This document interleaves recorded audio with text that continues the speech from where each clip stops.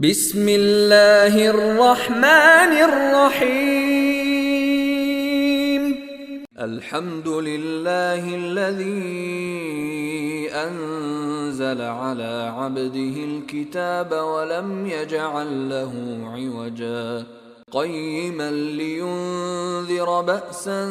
شديدا من لدنه ويبشر المؤمنين الذين يعملون الصالحات أن لهم أجرا حسنا ماكثين فيه أبدا وينذر الذين قالوا اتخذ الله ولدا ما لهم به من علم ولا لآبائهم كبرت كلمة تخرج من أفواههم إن يقولون إلا كذبا فلعلك باخع نفسك على آثارهم إن لم يؤمنوا بهذا الحديث أسفا إنا جعلنا ما على الأرض زينة لها لنبلوهم أيهم أحسن عملا وإنا لجاعلون ما عليها صعيدا جرزا أم حسبت أن أصحاب الكهف والرقيم كانوا من آياتنا عجبا إذ أوى الفتية إلى الكهف فقالوا ربنا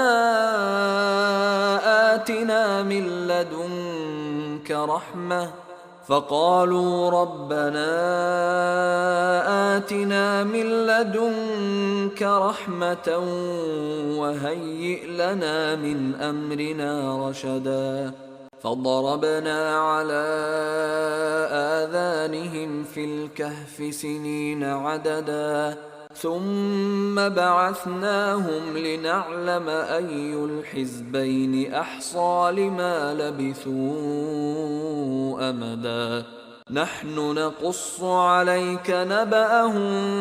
بالحق إنهم فتية آمنوا بربهم وزدناهم هدى وربطنا على قلوبهم إذ قاموا فقالوا ربنا رب السماوات والأرض لن ندعو من دونه إلها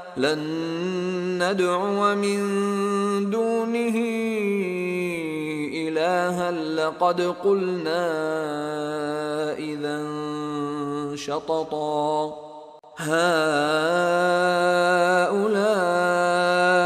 قومنا اتخذوا من دونه آلهة لولا يأتون عليهم بسلطان بين فمن أظلم ممن افترى على الله كذبا وإذ اعتزلتموهم وما يعبدون إلا الله فأووا إلى الكهف ينشر لكم ربكم من رحمته ويهيئ لكم من أمركم مرفقا وترى الشمس إذا طلعت تزاور عن كهفهم ذات اليمين وإذا غربت تقرضهم ذات الشمال وهم في فجوة منه ذلك من آيات الله من يهد الله فهو المهتد ومن يضلل فلن تجد له وليا مرشدا وتحسبهم أيقاظا وهم رقود ونقلبهم ذات اليمين وذات الشمال وكلبهم باسط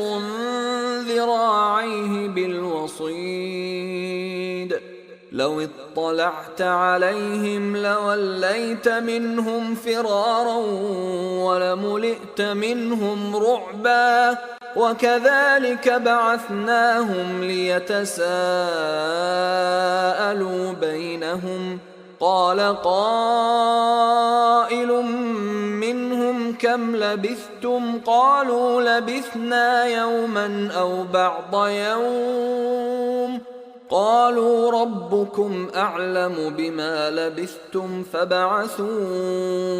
أحدكم بورقكم هذه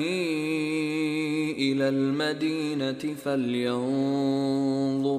فلينظر أيها أزكى طعاما فليأتكم برزق منه وليتلطف ولا يشعرن بكم أحدا إنهم إن يظهروا عليكم يرجموكم أو يعيدوكم في ملتهم ولن تفلحوا إذا أبدا وكذلك أعثرنا عليهم ليعلموا أن وعد الله حق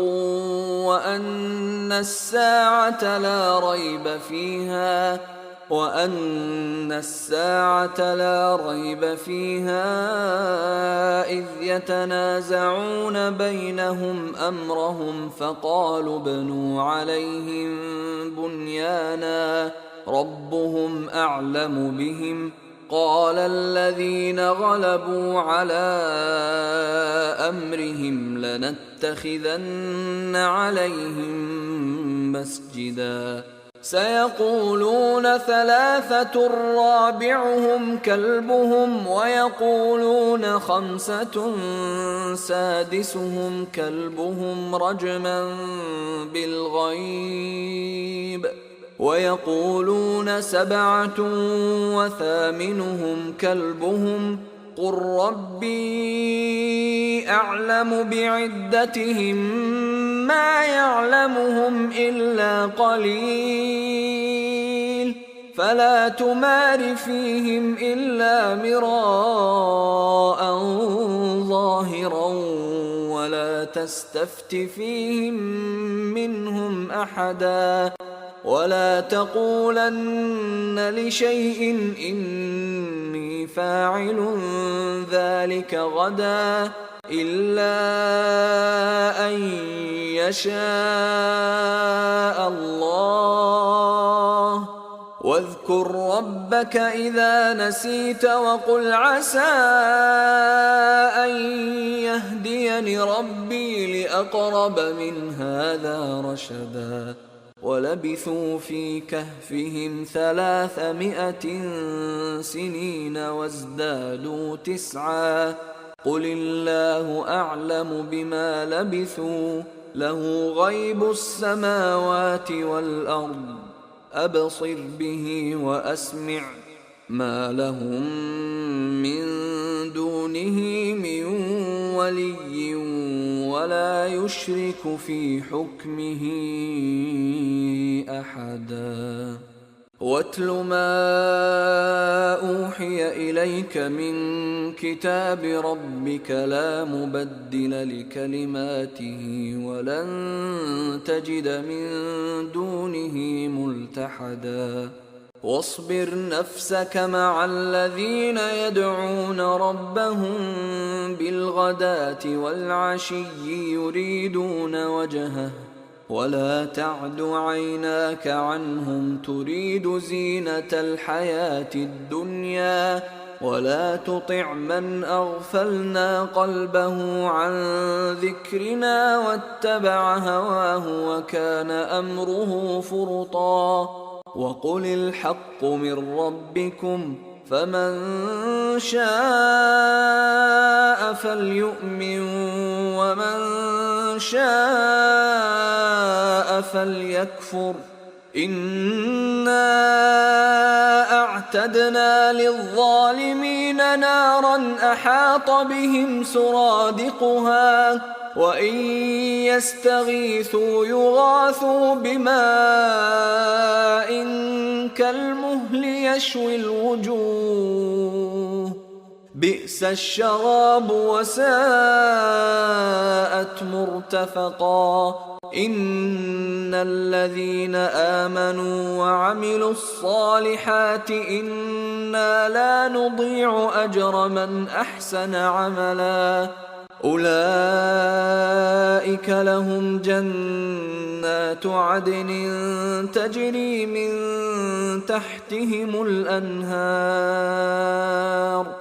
تجري من تحتهم الأنهار يحلون فيها من أساور من ذهب ويلبسون ثيابا خضرا من سندس واستبرق متكئين فيها على الأرائك نعم الثواب وحسنت مرتفقا واضرب لهم مثلا الرجلين جعلنا لأحدهما جنتين من أعناب وحففناهما بنخل وجعلنا بينهما زرعا كلتا الجنتين آتت أكلها ولم تظلم منه شيئا وفجرنا خلالهما نهرا وكان له ثمر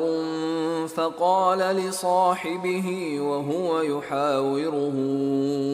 أنا أكثر منك مالا وأعز نفرا ودخل جنته وهو ظالم لنفسه قال ما أظن أن تبيد هذه أبدا وما أظن الساعة قائمة ولئن رددت إلى ربي لأجدن خيرا منها منقلبا قال له صاحبه وهو يحاوره أكفرت بالذي خلقك من تراب ثم من نطفة ثم سواك رجلا لكن هو الله ربي ولا أشرك بربي أحدا ولولا إذ دخلت جنتك قلت ما شاء الله لا قوة إلا بالله إن ترني أنا أقل منك مالا وولدا فعسى ربي أن يؤتيني خيرا من جنتك ويرسل عليها حسبانا من السماء فتصبح صعيدا زلقا أو يصبح ماؤها غورا فلن تستطيع له طلبا وأحيط بثمره فأصبح يقلب كفيه على ما أنفق فيها وهي خاوية على عروشها ويقول يا ليتني لم أشرك بربي أحدا ولم تكن له فئة ينصرونه من دون الله وما كان منتصرا هنالك الولاية لله الحق هو خير ثوابا وخير عقبا واضرب لهم مثل الحياة الدنيا كماء إن أنزلناه من السماء فاختلط به نبات الأرض فأصبح هشيما تذروه الرياح وكان الله على كل شيء مقتدرا. المال والبنون زينة الحياة الدنيا، والباقيات الصالحات خير عند ربك ثوابا وخير أملا. ويوم نسير الجبال وترى الأرض بارزة وحشرناهم فلم نغادر منهم أحدا. وعرضوا على ربك صفا لقد جئتمونا كما خلقناكم أول مرة بل زعمتم أن لن نجعل لكم موعدا. ووضع الكتاب فترى المجرمين مشفقين مما فيه ويقولون يا ويلتنا ما لهذا الكتاب لا يغادر صغيرة ولا كبيرة إلا أحصاها ووجدوا ما عملوا حاضرا ولا يظلم ربك أحدا. وإذ قلنا للملائكة اسجدوا لآدم فسجدوا إلا إبليس كان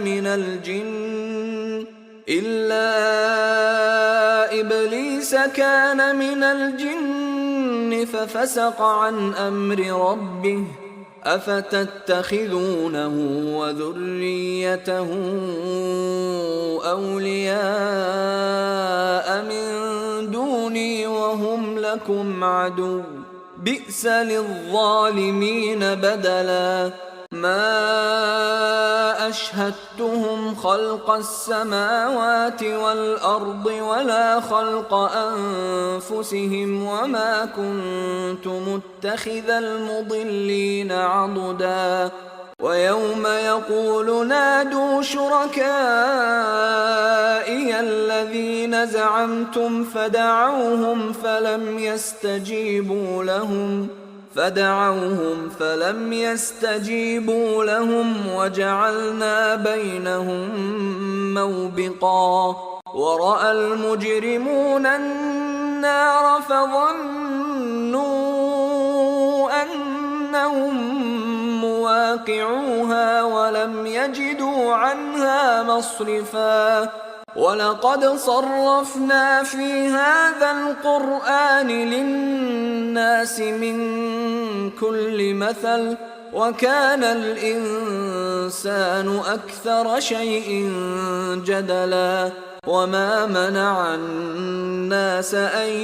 يؤمنوا إذ جاءهم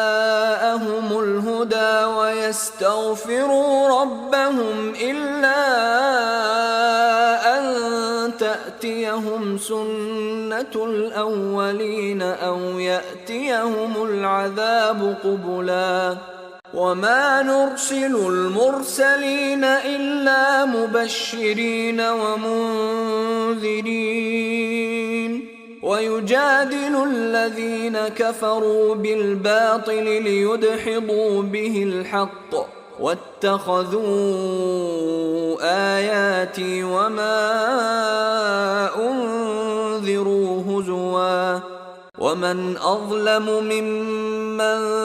ذكر بآيات ربه فأعرض عنها ونسي ما قدمت يداه إنا جعلنا على قلوبهم أكنة أن يفقهوه وفي آذانهم وقرا وإن تدعهم إلى الهدى فلن يهتدوا إذا أبدا. وربك الغفور ذو الرحمة لو يؤاخذهم بما كسبوا لعجل لهم العذاب بل لهم موعد لن يجدوا من دونه موئلا. وتلك القرى أهلكناهم لما ظلموا وجعلنا لمهلكهم موعدا وإذ قال موسى لفتاه لا أبرح حتى أبلغ مجمع البحرين أو أمضي حقبا فلما بلغا مجمع بينهما نسيا حوتهما فاتخذ سبيله في البحر سربا فلما جاوزا قال لفتاه آتنا غداءنا لقد لقينا من سفرنا هذا نصبا قال أرأيت إذ أوينا إلى الصخرة فإني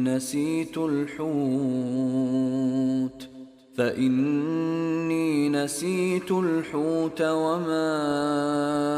أنسانيه إلا الشيطان أن أذكره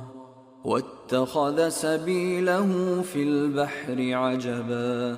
قال ذلك ما كنا نبغي فارتدا على آثارهما قصصا فوجدا عبدا من عبادنا آتيناه رحمة من عندنا وعلمناه من لدنا علما قال له موسى هل أتبعك على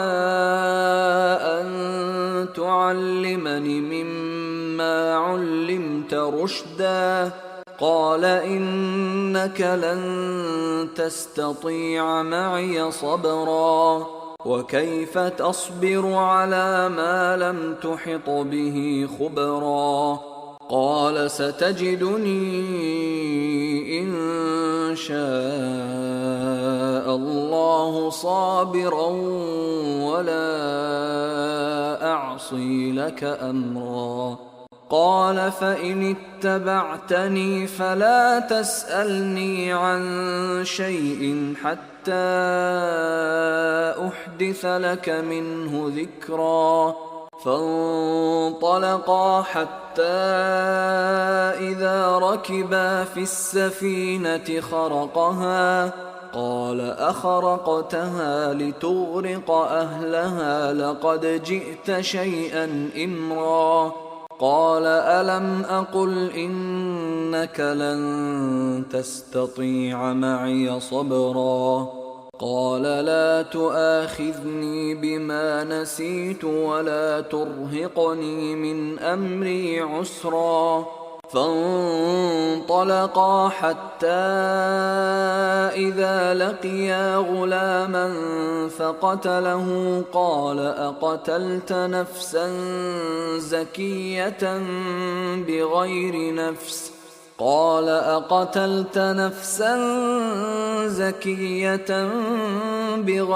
نفس لقد جئت شيئا نكرا قال ألم أقل لك إنك لن تستطيع معي صبرا قال إن سألتك عن شيء بعدها فلا تصاحبني قد بلغت من لدني عذرا فانطلقا حتى إذا أتيا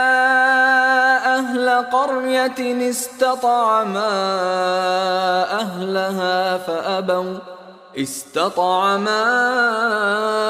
أهلها فأبوا أن يضيفوهما فوجدا فيها جدارا يريد أن ينقض فأقامه قال لو شئت لاتخذت عليه أجرا قال هذا فراق بيني وبينك سأنبئك بتأويل ما لم تستطع عليه صبرا أما السفينة فكانت لمساكين يعملون في البحر فأردت أن أعيبها وكان وراءهم ملك يأخذ كل سفينة غصبا. وأما الغلام فكان أبواه مؤمنين فخشينا أن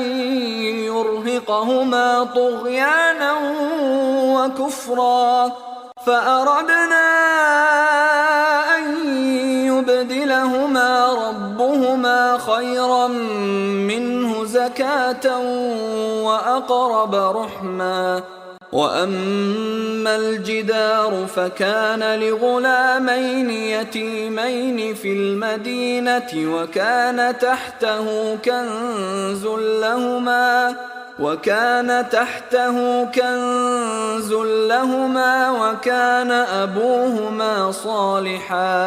وكان أبوهما صالحا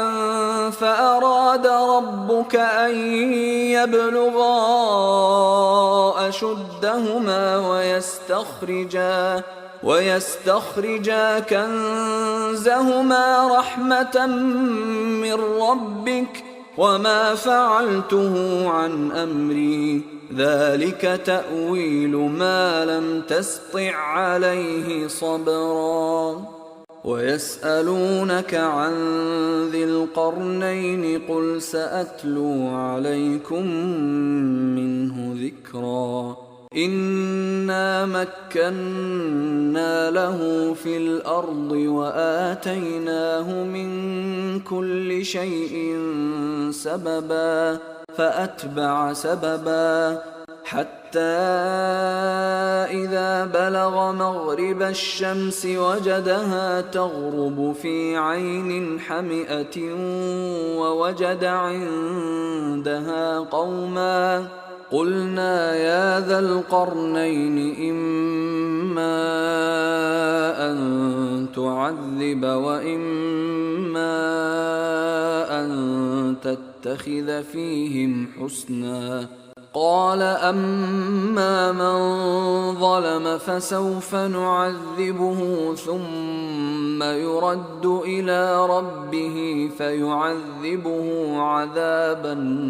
نكرا. وأما من آمن وعمل صالحا فله جزاء الحسنى وسنقول له من أمرنا يسرا. ثم أتبع سببا حتى إذا بلغ مطلع الشمس وجدها تطلع على قوم لم نجعل لهم من دونها سترا كذلك وقد أحطنا بما لديه خبرا. ثم أتبع سببا حتى إذا بلغ بين السدين وجد من دونهما قوما لا يكادون يفقهون قولا. قالوا يا ذا القرنين إن يأجوج ومأجوج مفسدون في الأرض فهل نجعل لك خرجا على أن تجعل بيننا وبينهم سدا. قال ما مكني فيه ربي خير فأعينوني بقوة أجعل بينكم وبينهم ردما. آتوني زبر الحديد حتى إذا ساوى بين الصدفين قال انفخوا حتى إذا جعله نارا قال آتوني أفرغ عليه قطرا. فما استطاعوا أن يظهروه وما استطاعوا له نقبا. قال هذا رحمة من ربي فإذا جاء وعد ربي جعله دكاء وكان وعد ربي حقا وتركنا بعضهم يومئذ يموج في بعض ونفخ في الصور فجمعناهم جمعا وعرضنا جهنم يومئذ للكافرين عرضا الذين كانت أعينهم في غطاء عن ذكري وكانوا لا يستطيعون سمعا أفحسب الذين كفروا أن يتخذوا عبادي من دوني أولياء إنا أعتدنا جهنم للكافرين نزلا قل هل ننبئكم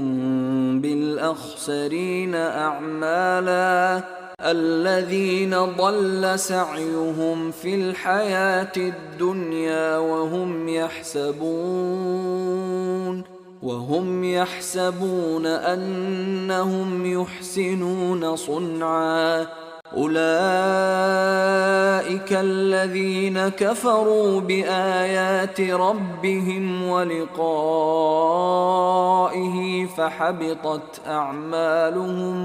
فحبطت أعمالهم فلا نقيم لهم يوم القيامة وزنا ذلك جزاؤهم جهنم بما كفروا واتخذوا آياتي ورسلي هزوا إن الذين آمنوا وعملوا الصالحات كانت لهم جنات الفردوس نزلا خالدين فيها لا يبغون عنها حولا قل لو كان البحر مدادا لكلمات ربي لنفد البحر قبل أن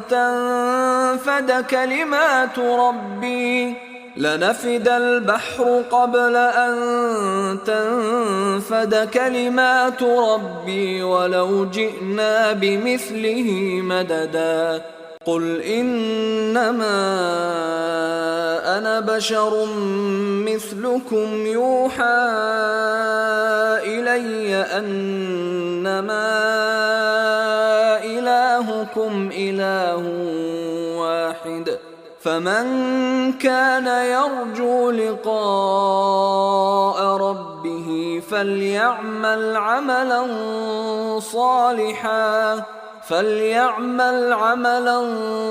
صالحا